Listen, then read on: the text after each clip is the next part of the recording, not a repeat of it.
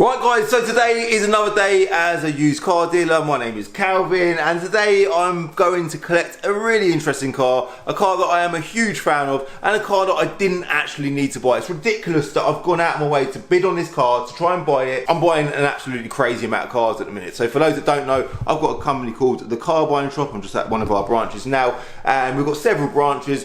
We get offered a crazy amount of cars every single day online through our branches. I don't need to go out of my way to buy any other cars, but me as a bit of a petrol head, a car addict, someone who can't resist buying things that are in front of me sometimes, just troll the internet sometimes, you know, we all do it, go on Auto Trader, eBay, look on various auctions and stuff. And my brother Jerome messaged me the other day, he was doing the same thing, goes, Calv, there's an E46 M3 going through BCA next week, do you want to put a bid on it? I was like, we ain't got room for any more cars. We're like, this is getting out of hand, but guys, you know how much I love E46 M3s. I'm a massive fan of these cars. They are flying up in value at the minute. This particular car has apparently had one former keeper. It's black, it's got red leather. And I said to Jerome, do you know what? I reckon that's a 25 grand car. Just bid 20 grand on it. Put in a proxy bid of 20 grand, let the auction run, and we'll just see what we get it for. I don't think we're gonna get it for 20 grand. But there is a chance it might happen. It actually books at 17.5 grand.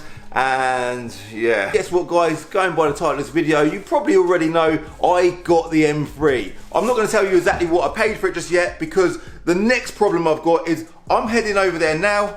We're just waiting for a lift outside and I'm going to go and look at this car. But I've bought it unseen, it has no mechanical report. I've bought plenty of cars unseen from auctions before and they have major mechanical issues. But that's the deal, that's the risk when buying an auction, alright? So fingers crossed, it's alright. We're gonna head over there now, pick it up, check it out, and then I'll tell you how much I got the car for, alright? Let's go.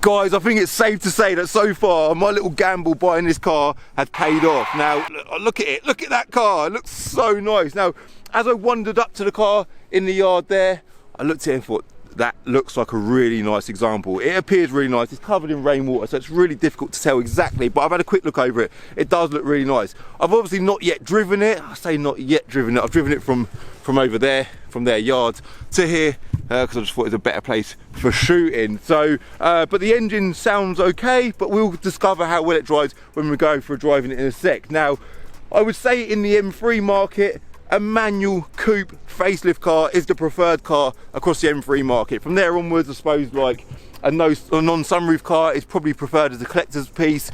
For me personally, I prefer a car with a sunroof.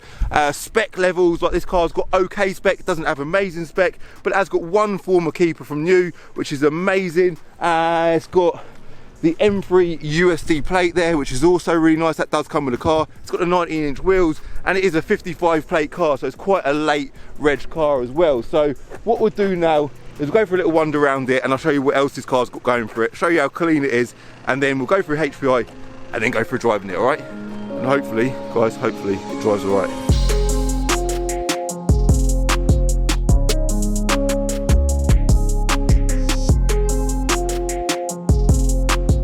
You know what, when I look at this car, it just reminds me of why I am so bothered about building my M3 Touring. These things are just so good looking from every angle. They've got to be the most attractive M car ever made, and I think that's why these cars have just flown up in value recently, and that will continue to happen because they're so popular, they're so loved, and they really are a very good car as well. So this is probably the best E46 M3 I've ever owned myself. This is a very, very nice example. It's done 89,000 miles. Everyone just looks at you when you've got a camera in your hand like, mate, what are you doing with your bloody camera? I'm just, you know, I'm showing the world my M3 that I've just bought. Yeah, so this has got 89,000 miles, which is really good mileage for an M3, especially a car of any car of this age. It's got the 19-inch wheels. The last car, that's what I was talking about, the last car that I had that was comparable to this was about 2 years ago. I had it on my channel. That was also a carbon black car with black leather interior, and I sold that car, I think, for about £12,000. Now on the Auto Trader at the minute, I think the cheapest comparable M3 to this is about £21,000 or £22,000. So this car in absolutely pristine condition. You could probably try it at 25 grand, but without a doubt today this car's worth 20 grand all day long. All right, now you're probably wondering what I paid for this car. I'll talk about that in a sec. Let's just go for a little wander around it first. I'm sort of just wandering around looking at it. I'm not going to stand here and say I think this car has had a full respray, because it's really difficult to sell, but it is a very, very nice example. They go rusty generally on the rear arch there. That all looks really nice. The front wings here, generally they're covered in stone chips. This car isn't. Again, on the rear just here, they generally get stone chipped quite bad there as well. The wheels have got a couple of marks on them, but these wheels are an absolute nightmare. They're diamond cut, of course, but the tyres are great. Michelin Pilot Sport 4S tyres.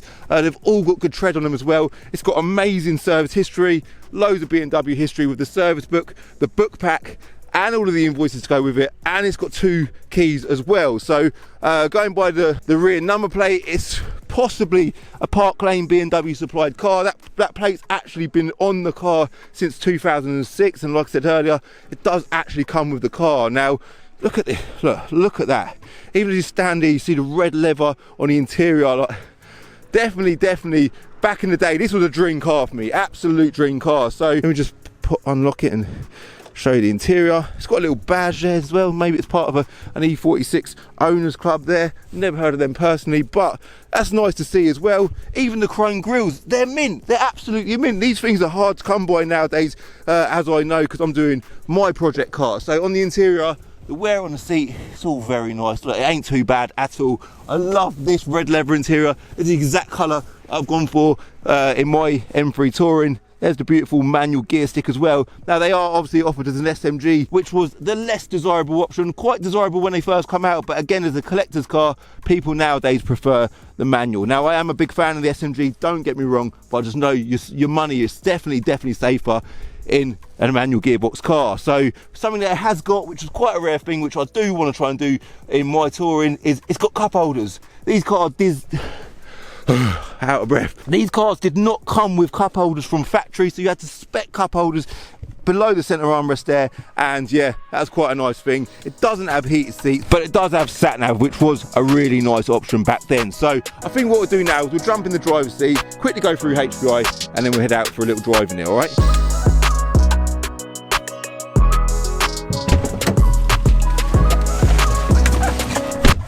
Just such an iconic looking car, isn't it? It just looks so nice, so attractive, all the curves, the big fat wide arches. I don't think I'd ever get bored of looking at these cars. Now, something else I'd never get bored of is the sound of these cars. They just sound so good. Some people dislike the sound, some people like the sounds a bit raspy or broken or something not quite right, but it's a straight 6 engine, naturally aspirated, 3.2 litre, 334 brake horsepower, something like that. Is that right?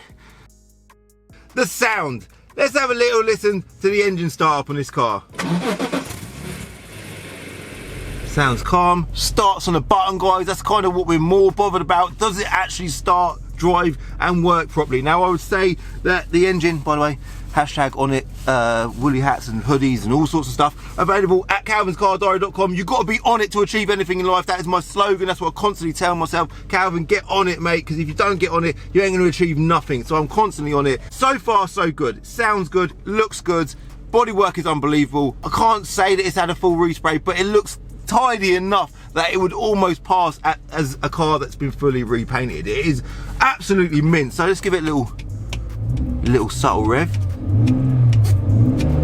Sounds right. We'll let it get warm though. We'll let it get warm, guys, before we do anything silly. Now, the last car I bought, or the last E46 M3 I bought unseen at a car auction, actually had a bottom end rattle. Yeah, that was quite bad. But luckily, I bought that car for my project car. I used that as a donor car for my M3 Touring, so it didn't really matter. That engine has come out of that car. It's now been fully rebuilt, so it's kind of like the perfect car for the project. But I paid £4,600 for that car, right?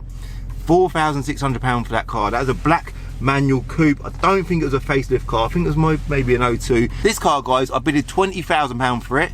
I let the bids just run. A few other people bidded before me, and I won the bid at 17.5 grand, plus about 400 quid of fees. So close to nearly 18 grand I paid for this car, which compared to what I paid for cars previously is ridiculous, but compared to what's available on the market today, it is very good. But obviously there is always a risk when buying a car from an auction unseen, right? Because you never know what you're getting. Now, if you're buying a car from BCA and it's up to 8 years old, generally all of those cars come with an assured report, which will tell you if the car's got any major engine or gearbox faults. Because this car is out of that age group, it's a lot more than 8 years old, they don't give you an assured report. So you're buying it on a bit of a punt. It is a bit of a gamble, but I suppose my knowledge or my experience of buying M3s is, bar one, the one I just mentioned, the engines are pretty good on them, the gearboxes are decent, and they're generally quite good cars, all right? So I think what we need to do now is put up the HPI, quickly go through that with you. Here we go then. So 5 registers are clear, it's not been stolen, which is great. It's got no finance, it's not an insurance write-off, it's completely HPI clear. BMW M3, check all the data there, 6-speed manual. Current keeper was has had it since July 2017, so they've had it a good few years, and the keeper before that has had it since new, all right? 3.2 litre in black. And if we go to the spec check there, brand new, this car was £43,515, and the optional equipment cost £2,345, which basically consisted of sat nav, £2,345 for sat nav. Big option that was 19-inch wheels, which was a free option. Can't believe that was a free option. Surely that weren't a free option. Maybe it was. Carbon black metallic, Napa leather in a molar red. Total equipment cost £2,345. Coming out of that, it's got a tracker, which is good, and it's got an MOT, which is also very good. July 2022. All right. Now the car's warm, I think we're going to use this step of the video to go for a little drive in it. I have just check the oil. The oil looks really good, and it doesn't appear to be any oil leaks under the bonnet either. It looks really dry. It looks like a nice dry engine, so I'm still feeling quite confident, but you never know until you drive something. But yeah, let's get a seatbelt on and hit the road. Get the window open and have a little listen to the sound. Yeah,